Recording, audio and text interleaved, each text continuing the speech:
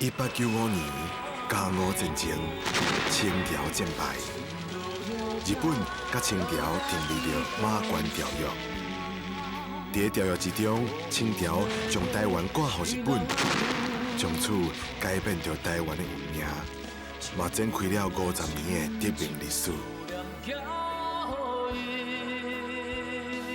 这一天，有风声讲，日本军队已经准备要来接收台湾。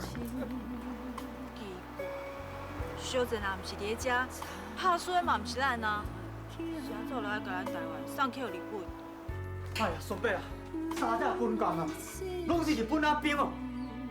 到底是你家己要做土匪，还是林高栋提钱叫你去做土匪？三少爷，唔知有找到马街无？找到嘛无路用啊！先你讲叫伊三解挂甲，自己的身体根本都袂堪的嘛。